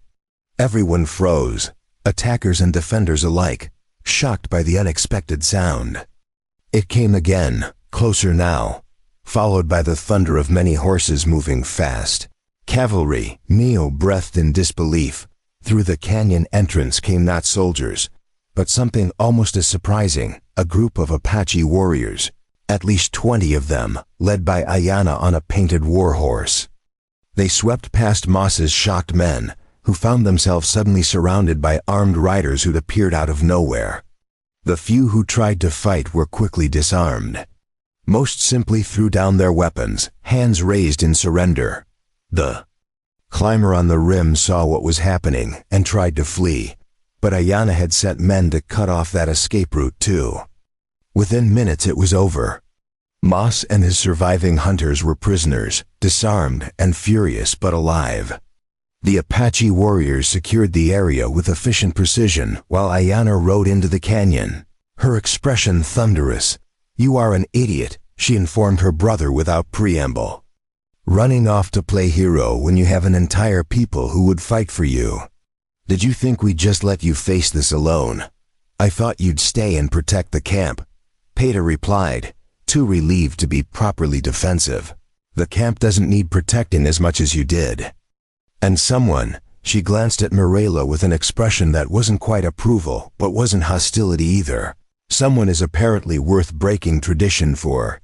Grandmother Sharia appeared then, riding a horse despite her age, looking entirely too pleased with herself. "So this is what it takes to make my grandson show some passion," she said. "A runaway slave woman and a canyon siege. If I'd known, I would have arranged it years ago." "Grandmother," Peta started, but she waved him silent. "Hush, we tracked. We followed Moss's hunters. We waited for the right moment to strike. Now we have prisoners who attacked Apache under tribal protection. That gives us leverage with the fort commanders. They want peace. They'll ensure these men face justice and leave our people alone. Sometimes the best defense is having the right bargaining chips." It was brilliant strategy, and Peta knew it. "What do we do with Moss?" "We take him to Fort Defiance," Sharia said. "Let the army deal with him." He and his men assaulted Apache land, killed Apache allies, violated every treaty agreement. Either the army punishes them or they admit the treaties mean nothing. Either way, we win. Garrett Moss was pulled to his feet by two warriors, his face purple with rage. "You can't do this," he sputtered. "That woman is stolen property." "The law, your law," Sharia cut him off coldly, "says treaties must be honored. Our law says anyone under our protection is family. She is family now. You attacked family. That makes you criminal under both systems. Choose which court you want to argue your case in." Moss had no answer for that. The legal logic was airtight, even if it wasn't what he wanted to hear. Marilla watched as he and his men were bound and prepared for transport, feeling a weight she hadn't known she was carrying finally lift from her shoulders. It wasn't complete freedom. She'd never be truly safe as long as slavery existed. But it was a chance. It was hope. It was possibility. Peta came to stand beside her, his hand finding hers. His palm was rough with calluses, warm with life, steady with certainty. "We're going to the fort," he said quietly. "Going to make sure this ends legally, so you're protected. Then we're coming home," Marilla repeated, testing the word like it was something precious and fragile. "If you want it to be," he amended. "If you want to stay. With me, with us. No obligations, no debts. Just choice." Marilla looked around at the Apache warriors preparing to ride. At Grandmother Sharia directing operations with calm authority. At Ayanna, who'd risked everything to save her brother and his strange white woman. At Naal, grinning despite his exhaustion. She looked at Peta, at the man who'd chosen her when choosing her cost him everything. Who'd defended her freedom like it was his own. "I want to stay," she said. The words coming out stronger than she'd expected. "I want to choose this. Choose you. Choose home." He smiled then, genuinely smiled, the expression transforming his serious face into something younger and lighter. "Then let's go make it official. Let's go make you free." They rode out of the canyon together. Defenders and rescued, and prisoners all mixed together. Heading toward Fort Defiance, where legal battles would be fought with words instead of bullets. Marilla rode beside Peta, their legs occasionally brushing as the horses walked close together. And for the first time in 12 years, she let herself believe that freedom wasn't just a dream that would be snatched away. It was real. It was hers. It was theirs. The sun climbed higher, warming the day, burning away the last shadows of night. Behind them, the canyon where they'd made their stand fell away into memory. Ahead lay uncertainty, struggle, the long work of building a life from broken pieces. But they'd face it together. Apache leader and former slave. Two people who'd found each other across impossible divides. Two souls who'd learned that freedom was worth any price, any sacrifice, any risk. And as they rode toward whatever future waited, Marilla realized that she wasn't running anymore. For the first time since Thomas died, since she'd been dragged away in chains, since she'd learned what it meant to be property instead of person, she was riding toward something instead of away from it. Riding toward home.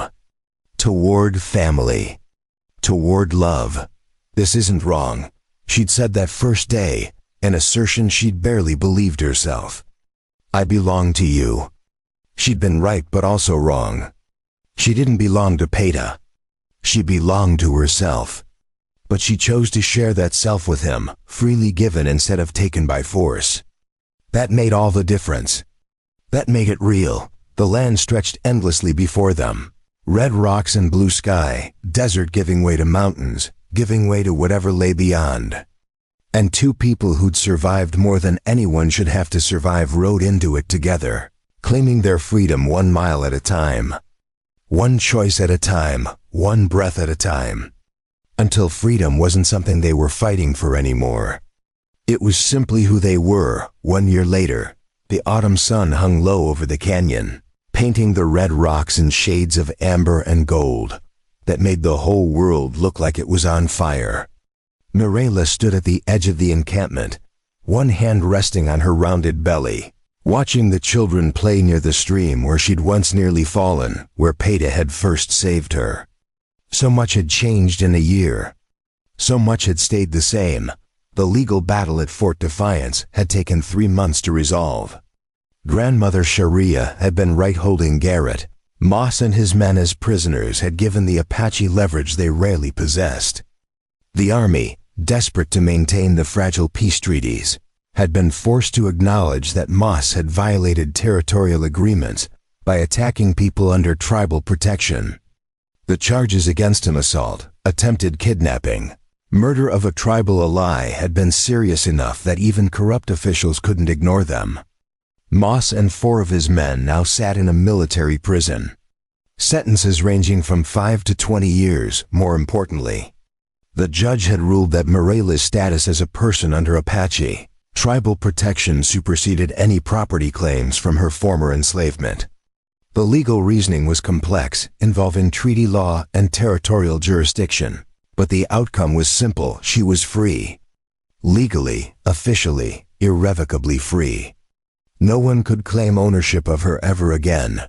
Peta approached from behind, his arms sliding around her waist, hands coming to rest over hers on their unborn child. "You're thinking too hard again," he murmured against her hair. "I can always tell, just remembering," she replied, leaning back into his warmth. "Thinking about how different everything is from a year ago. Better different, or worse different. Better," she said, without hesitation. "So much better I sometimes can't believe it's real." "It's real," he assured her, his hands moving gently over her belly. "This is real. We're real." The baby kicked as if to emphasize the point, a strong thump against Morela's ribs that made her gasp and laugh at the same time. "Your son agrees with you, or daughter," Peta corrected. "Ayanna says she dreams of a girl with your eyes and my stubbornness. Heaven help us all if that's true." They stood together in comfortable silence, watching as the camp prepared for the evening meal. The past year had brought changes to everyone, not just Morela. The successful resolution of the Moss situation had strengthened the tribe's position with the fort commanders, leading to better treaty terms and more respectful treatment. Trade had improved. Tensions had eased. It wasn't perfect. White settlers still encroached on tribal lands. The government still broke promises. Prejudice still poisoned too many hearts. But it was better than it had been, and better was worth celebrating. Ayanna emerged from her healing lodge, wiping her hands on a cloth, her expression satisfied. "The Martinez boy's fever broke," she announced. "He'll be fine in a few days."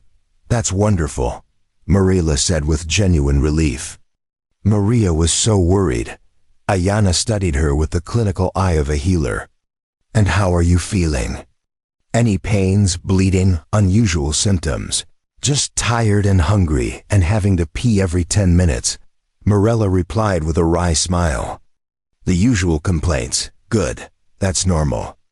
Another month, maybe 6 weeks, and you'll meet this little warrior." Ayanna's hand joined Peta's on Morela's belly, feeling the baby's position with practiced fingers. Strong heartbeat. Good movement. Everything as it should be. "Will you?" Morela hesitated, suddenly vulnerable. "Will you be with me when the time comes? I know I'm not Apache, and there are traditions, and I don't want to presume." Ayanna cut her off with a sharp gesture. "Your family. That makes you Apache in every way that matters. Of course I'll be with you. Did you think I'd let my brother's wife and my future niece or nephew face childbirth without the best healer in 3 territories present?" The casual use of the word wife made Morela's throat tight with emotion.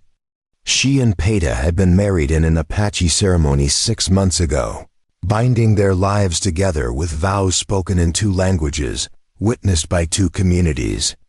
Some of the white settlers in the nearest town had been scandalized. A white woman marrying an Apache, living among savages, carrying a half-breed child. But their opinions mattered less and less as Morela built a life among people who valued her for who she was rather than what she looked like. "Thank you," Morela managed, blinking back tears that came too easily these days. "For everything. For accepting me." "We didn't accept you," Grandmother Sharia said. appearing as she always seemed to when emotional conversations were happening. We claimed you. There's a difference. Acceptance is passive. Claiming is active. You're ours now, whether you like it or not. I like it, Marilla assured her. More than I can say good. Then stop crying and come help me with the venison stew. This baby needs feeding, and you're eating for two. The evening meal was a communal affair as always, everyone contributing what they could, sharing what they had. Marilla had learned to cook traditional Apache dishes over the past year, her hands growing skilled at preparing foods she'd never encountered in her previous life. She'd learned the language too, though her accent still made the children giggle. She'd learned songs and stories, customs and courtesies, the intricate social fabric that held the community together.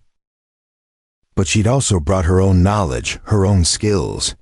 The reading and writing she'd learned in secret during her enslavement proved valuable for dealing with fort officials and treaty documents. Her experience with healing herbs from her grandmother's teachings complemented Ayana's traditional medicine. Her understanding of how white settlers thought helped the tribe navigate increasingly complex political situations. She wasn't just absorbed into Apache culture, she was woven into it, contributing threads of her own to the larger pattern. As darkness fell and fires were lit, Niall appeared with his new wife Kimimela, a young woman from a neighboring band. They'd married 2 months ago in a ceremony that had brought multiple Apache groups together for the first time in years. Kimimela was already showing signs of pregnancy, her hand resting protectively on her still flat belly in unconscious mimicry of Marilla's gesture. 2 babies within months of each other, Niall said with obvious pride. They'll grow up together, hunt together, cause trouble together. Assuming they're not both girls who want nothing to do with your hunting and trouble. Kimimela replied sweetly, making everyone laugh. The conversation flowed around the fire, easy and warm, touching on everything and nothing. Plans for winter preparations. Speculation about whether the new fort commander would honor his promises better than the last one. Discussion of which young warriors were courting which young women, and whether the elders approved. The ordinary. Concerns of ordinary people living ordinary lives, something Marilla had never expected to experience again. Later, as the camp settled into sleep, Marilla and Peta retreated to their lodge. It was larger than the guest wickiup she'd first occupied, built to accommodate a growing family. Peta had crafted much of it himself, his hands shaping the framework, his knowledge ensuring it would stand strong against weather and time. Inside, furs and woven blankets made it comfortable. Personal items gave it character. And the small cradle board waiting in the corner promised future joy. Peta built up the fire while Marilla settled onto their sleeping furs, her body grateful to be horizontal after a long day. He joined her, his hand finding its way to her belly as it always did now, feeling for the movements that reassured him their child thrived. "Are you happy?" he asked quietly, truly happy. Not just making the best of things, but actually content. Marilla thought about the question seriously, knowing he deserved an honest answer. "A year ago I was running for my life," she said slowly. "I was terrified, traumatized, convinced I didn't deserve good things because good things had always been taken from me. I thought freedom meant just not being in chains, not being beaten, not being used. I didn't know it could mean this." She gestured around the lodge, but she meant more than the physical space. She meant the community outside, the family they'd built, the life they were creating together. "I didn't know freedom could mean waking up without fear, making choices about how to spend my day, having people who care whether I'm happy or sad, carrying a child I wanted, with a man I love in a place that feels like home. A year ago, if you'd told me this was possible, I wouldn't have believed you. But here I am, here we are, so yes, I'm happy. More than happy. I'm whole." Peta was quiet for a moment, his thumb tracing circles on her belly. "I worried," he admitted, "that you'd regret giving up the white world." That you'd miss things like towns and stores and people who look like you. That eventually you'd realize you settled for me because I was safe, not because you actually wanted this life. The confession surprised her. Peta always seemed so certain, so confident in his decisions.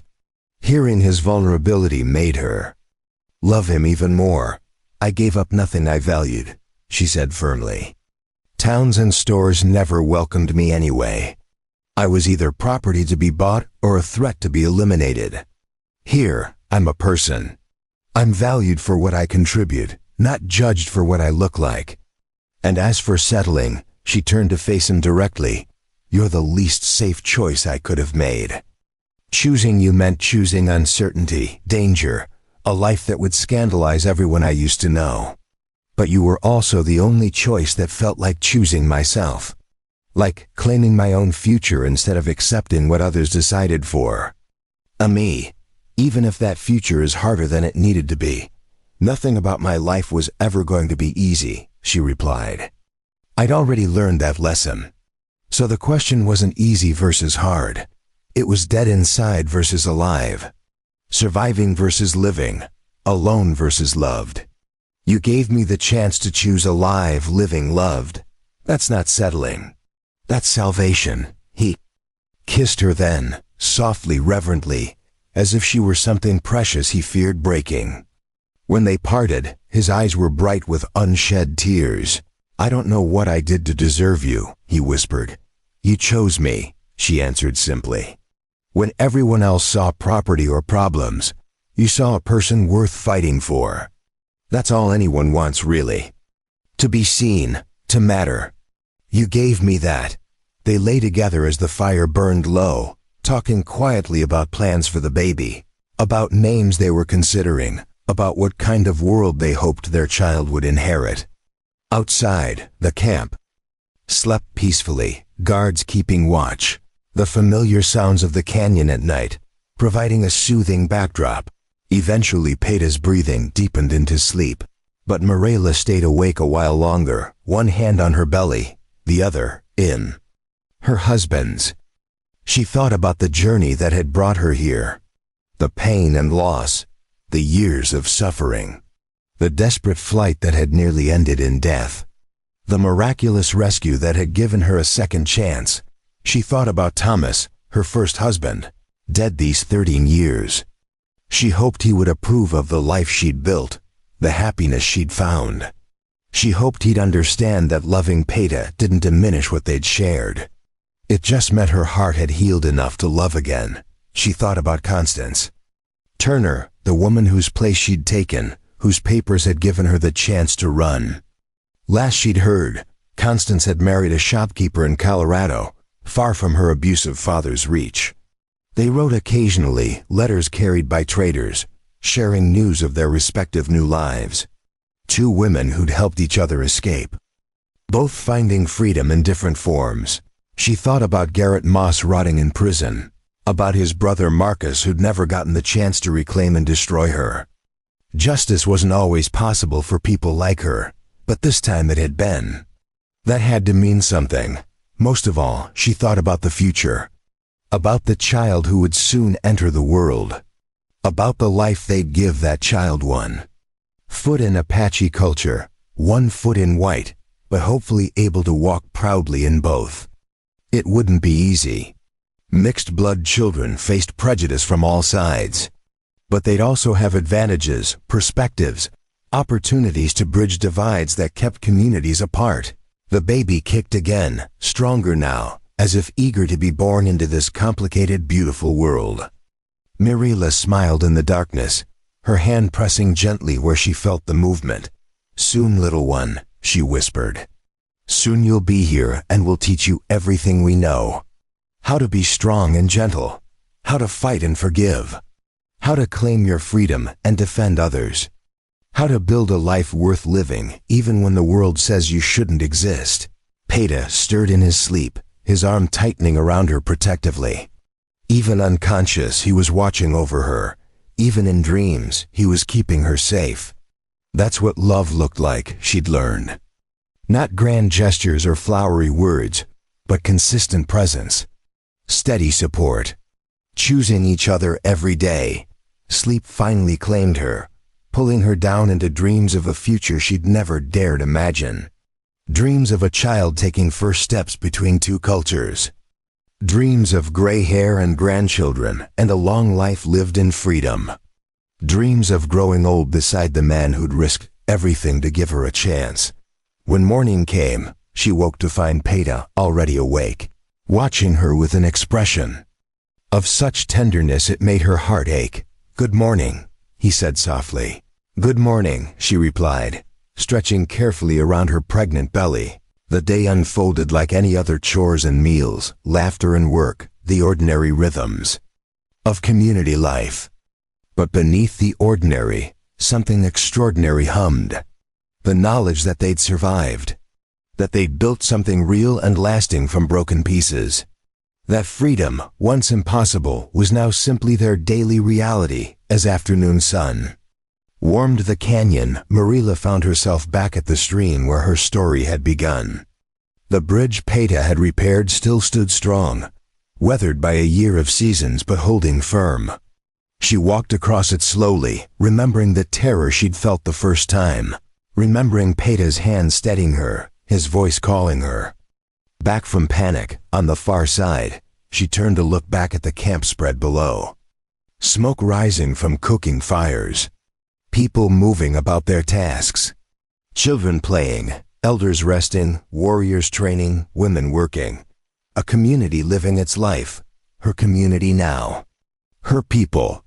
Her home. 1 year ago she'd arrived broken, desperate, expecting nothing.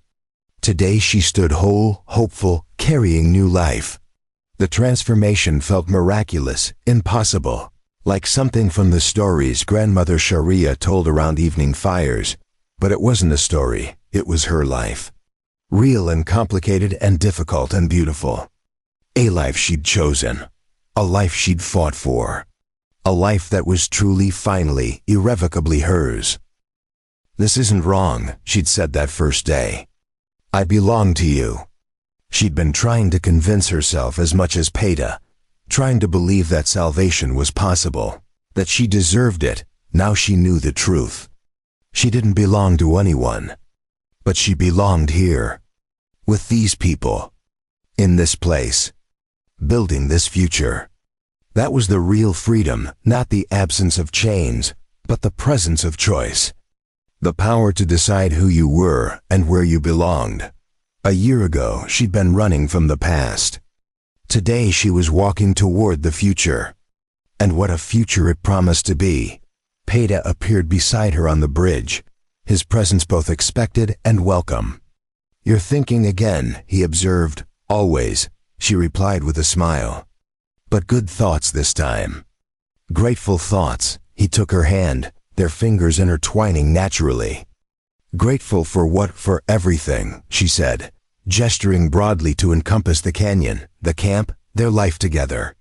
"For this, for you. For the chance to start over. For belonging somewhere that doesn't feel like settling.